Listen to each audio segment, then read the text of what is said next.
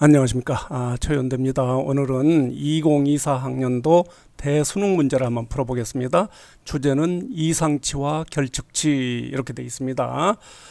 제가 1문단 한번 읽어보겠습니다. 데이터를 처리할 때 데이터 정확성은 매우 중요하다. 그런데 데이터에 결측치와 이상치가 포함되면 데이터의 특징을 제대로 나타내기 어렵다 그랬어요. 자, 결측치는 데이터 값이 빠져 있는 거다. 결측치를 처리하는 방법 중 하나인 대체, 다른 걸로 채운다는 뜻이죠. 대체는 다른 값으로 결측치를 채우는 것인데, 대체하는 값으로는 평균이나 중앙값, 최빈값을 많이 사용한다 그랬어요. 3문단, 이상치는 데이터의 다른 값에 비해 유달리 크거나 작은 값으로 데이터를 수집할 때 측정 오류 등에 의해 주로 생긴다.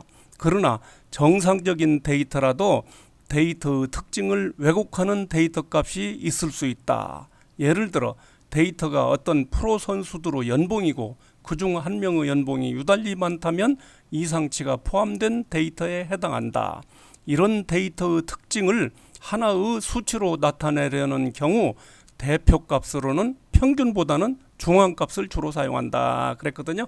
자, 이상치 관측된 데이터 범위에서 벗어난 매우 작거나 큰 값, 이 이상치고요. 결측치 수집 과정에서 측정되지 않거나 누락된 데이터다.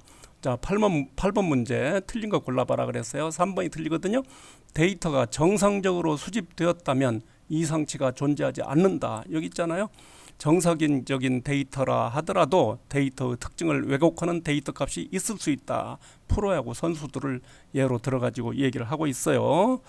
자, 여기 3문단을 한번 다시 읽어보겠습니다. 이상치는 데이터의 다른 값에 비해 유달리 크거나 작은 값으로 데이터를 수집할 때 측정 오류 등에 의해 주로 생긴다. 그러나 정상적인 데이터라도 데이터의 특징을 왜곡하는 데이터 값이 있을 수 있다.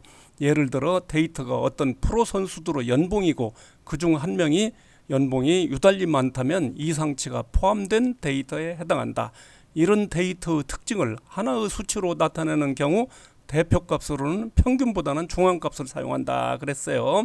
예를 들면 여기 보세요. 이제 감 한 개의 값을 A 상점에서는 450원, B 상점에서는 5,000원, C에서는 200원, D에서는 300원, E에서는 150원 이렇게 돼 있어요. 이걸 순서대로 쭉 나눠봐요.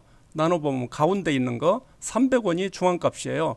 이걸 갖다가 대표값으로 사용을 해야지. 이걸 전체를 다 더해가지고 이걸 다 더해가지고 5로 나누면 평균이 1220이더라고요. 제가 해보니까 평균값을 사용하면 안 된다 그런 얘기예요. 왜 그러냐 보니까 중앙값은 극단에 있는 이상치의 영향을 덜 받기 때문에, 평균값은 극단에 있는 이상치 영향을 받아서 이런 숫자가 나왔잖아요. 중앙값은 대체적으로 감 하나에 300원이다. 이게 맞지 않아요? 이렇게 이제 되는 거다 그런 얘기입니다.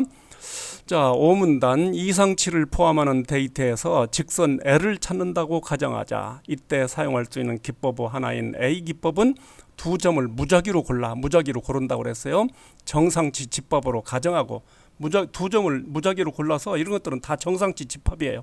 정상치 집합으로 가정하고 이 두 점을 지나는 후보 직선을 그어가지고 나머지 점들과 후보 직선 사이의 거리를 구해요. 거리를 구해가지고 이 거리가 허용 범위 이내인 점들을 정상치 집합에 추가해요.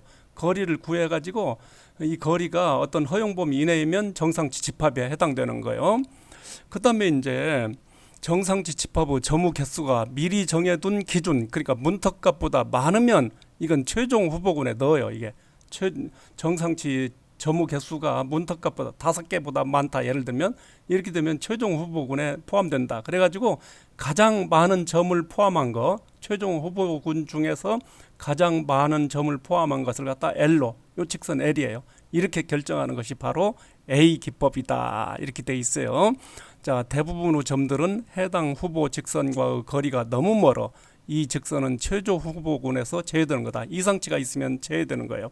이 과정을 반복하여 최종 후보군을 구하고 최종 후보군에 포함된 직선 중에서 정상치 집합의 데이터 개수가 최대인 직선을 직선 L로 선택한다. 이 기법은 이상치가 있어도 L을 찾을 가능성이 높다. 이상치가 있어도 요 L 찾을 가능성이 높아요. 이렇게. 자, 10번 문제가 가장 어려워요. 10번 문제. 아까 이 A기법은 설명을 했고요. 이건 지금 B기법이에요. B기법을 얘기하고 있는데 다음과 같은 방법으로 직선 L을 찾는 B기법을 가정해 보자. 후보 직선을 임의로 여러 개 가정한다. 점 지날 필요 없어요. 막 그어요. 후보 직선을 막 긋는다. 어쩌다가 뭐 걸리는 수도 있겠죠. 소가 뒷다리 잡는 식으로 이렇게 걸리는 수도 있어요. 구하여 점들과 가장 가까운 직선을 선택한다. 그러나 이렇게 찾은 직선은 직선 L로 적합한 직선이 아니다. 이상치를 포함해서 찾다 보니 대부분 최적의 직선과 이상치 사이에 위치한 직선을 선택하게 된다. 이게 최적의 직선인데 이상치가 여기 있어요. 그 사이 값을 L로 결정하니까 이 좋은 방법은 아니다. 그런 얘기예요. 자, 적절한 거 골라봐라 그랬는데 5번이 적절해요. 볼까요?